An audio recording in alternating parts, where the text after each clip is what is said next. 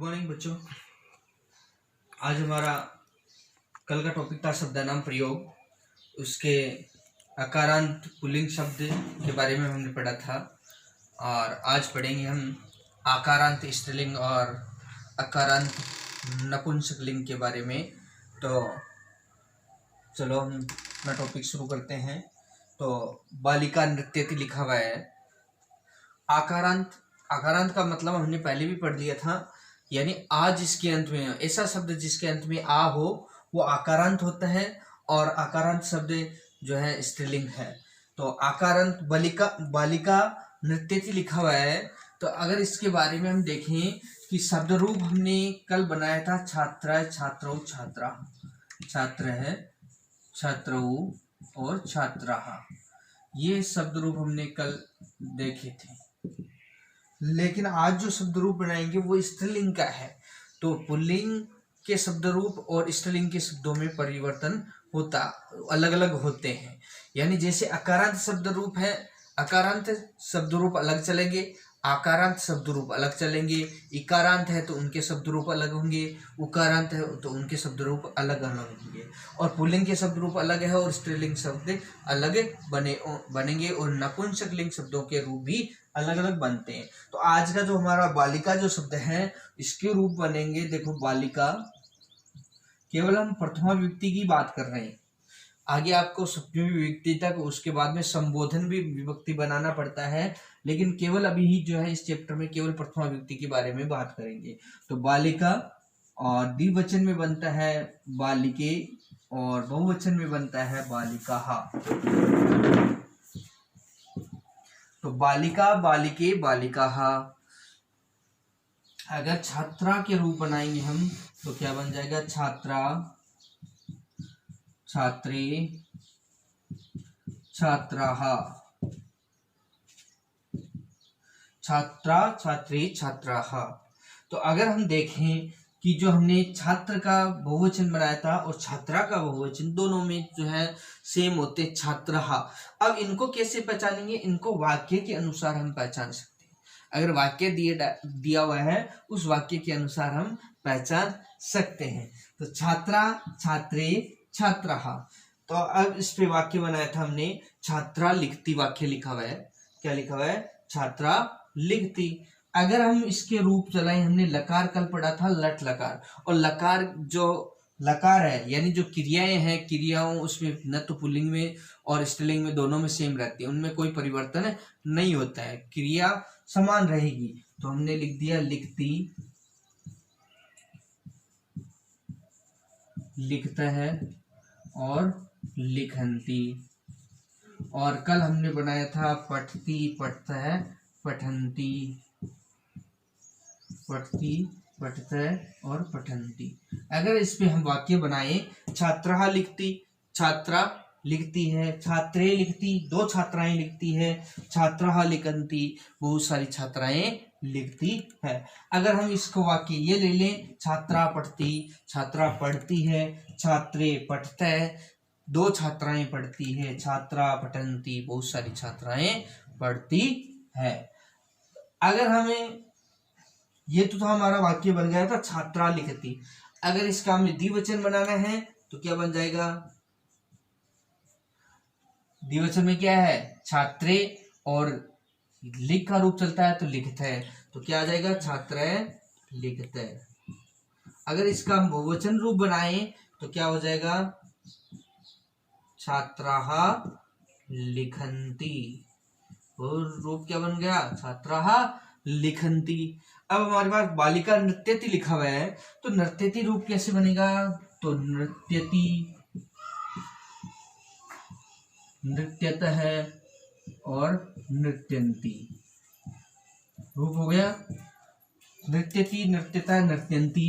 तो बालिका नृत्यति, बालिका नृत्यति यानी बालिका नाच रही है या बालिका। अगर हमें द्विवचन रूप बनाना है तो द्विवचन के रूप में क्या बन जाएगा? बालिका नृत्यति है, तो ये हमने बालिका के रूप बनाए थे शब्द रूप, बालिका, बालिके, बालिकाः।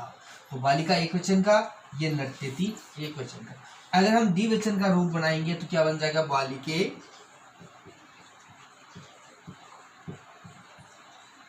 नृत्यते। और अगर यही बनाएंगे बालिकाः बहुवचन में तो क्या बन जाएगा? नृत्यन्ति। तो बालिकाः नृत्यन्ति। इनका हिंदी अर्थ क्या होगा? बालिका नृत्यति, बालिका नाचती है, बालिके नृत्यते, दो बालिकाएं नाचती है, बालिका नृत्यन्ति, बहुत सारी बालिकाएं नाचती है या बालिकाएं नाचती है। तो ये हमारे कुछ वाक्य लिए थे, 3 वाक्य देखे हमने। अब इसी तरह हम आकारांत नपुंसकलिंग का शब्द, नपुंसकलिंग शब्द देखेंगे। तो नपुंसकलिंग शब्दों में देखें कि वाक्य लेते हैं हम। अब लेते हैं अकारांत नपुंसकलिंग। तो अकारांत नपुंसकलिंग में क्या करेंगे? हम शब्द लेते हैं, जैसे वाक्य ले रहे हैं, पुष्पम विकसति, यानी पुष्प विकसित हो रहे हैं, खिल रहे हैं। अब हमें इसके ऊपर नपुंसकलिंग में शब्दों के रूप अलग चलेंगे, तो वो कैसे चलेंगे देखते हैं। तो एक वचन में पुष्पम, द्विवचन में क्या बन जाएगा? पुष्पे, और बहुवचन में क्या बन जाएगा? पुष्पाणि। पुष्पम पुष्पे पुष्पाणि। जैसे मैंने लिख दिया फलम फले फलानि, पत्रम पत्रे पत्रम पत्रे पत्राणि। अब रूप लेते हैं। तो पुष्पम विकसति, तो विकसति के रूप किस प्रकार से चल जाएंगे? विकसति,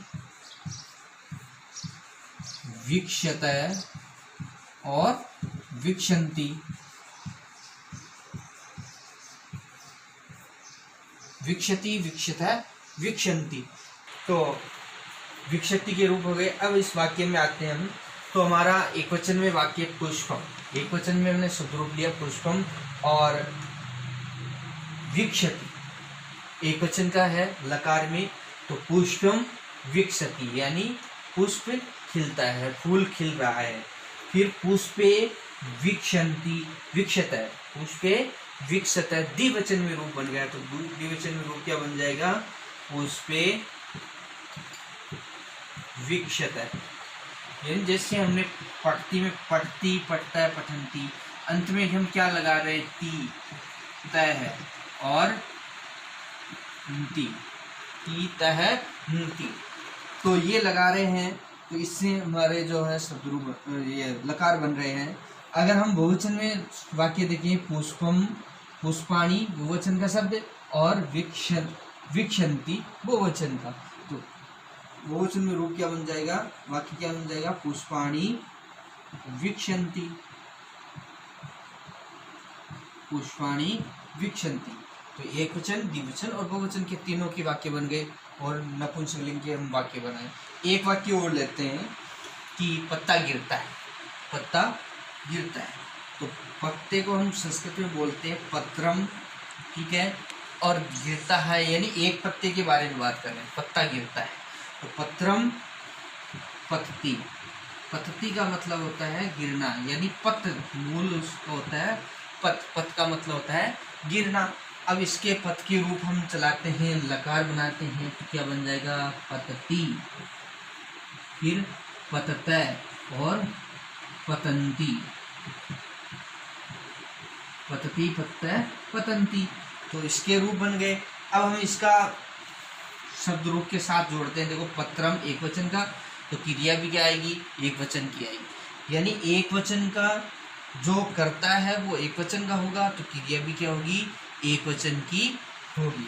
अगर कर्ता द्विवचन का तो क्रिया भी द्विवचन की, और कर्ता बहुवचन का तो क्रिया भी क्या होगी? बहुवचन की होगी। यानी कर्ता के अनुसार हमें क्रिया करनी है। तो एक वचन का, तो एक वचन का शब्द आ गया पत्रम पतति, ये हमने लिख दिया, यानी पत्ता गिरता है। दो पत्ते गिरते हैं तो क्या हो जाएगा? पत्रे पतते। यानी कर्ता द्विवचन का तो क्या हो जाएगी? क्रिया भी क्या हो जाएगी? द्विवचन की। तो पत्रे पतते। फिर बहुवचन में पत्राणि पतते, पत्राणि पतंती, पत्राणि पतंती, पत्ता गिरता है, 2 पत्ते गिरते हैं, बहुत सारे पत्ते गिरते हैं। तो ये हमारे वाक्य बन गए 2 वाक्य नपुंसकलिंग के। तो हमने आकारांत शब्द, स्त्रीलिंग, आकारांत पुल्लिंग शब्द, आकारांत स्त्रीलिंग और आकारांत नपुंसकलिंग शब्दों के बारे में हमने ये देखा। अब इनके बारे में कुछ में लकार जो है मुख्य जो धातुएं हैं उन धातुओं के बारे में कुछ लकार आपको लिख के दे रहा हूँ। उस लकार को समझना आपको और याद भी करना है। तो हमने पुल्लिंग, स्त्रीलिंग और नपुंसकलिंग तीनों वाक्यों के बारे में पढ़ चुके हैं। तो आज का आपको CW में कुछ वाक्य बनाने हैं। बंदर कूदता है, इनको संस्कृत में बनाना है। तो कूदना को हम जो है संस्कृत में बोलते हैं कूद, क्रुदती, क्रुदता, क्रुदंती शब्द बनेगा। इसी प्रकार से बंदर को वानर बोलते हैं, वानरा, वानरऊ, वानरहा। और आगे मोर नाचते हैं, इसको हमने पहले वाक्य बता दिया। सभी छात्र पढ़ते हैं, सभी छात्राएं पढ़ती है। बालिका नाचती है। हाथी चलता है, चलने को हम बोलते हैं चल, चलना, चलती, चलता, चलंती। ठीक है। 2 पत्ते गिरते हैं, गिरने को हमने पहले बता दिया, पतती, पत्ता, पतंती, फलक गिरता है। तो इस प्रकार से ये वाक्य आपको संस्कृत में बनाने हैं। और SW में आपको आकारांत शब्द किसे कहते हैं, आकारांत शब्द किसे कहते हैं, इन वाक्यों को जो है क्वेश्चन दिए हुए हैं उनको आपको SW में होमवर्क में आपको करना है। ठीक है। Okay, thank you.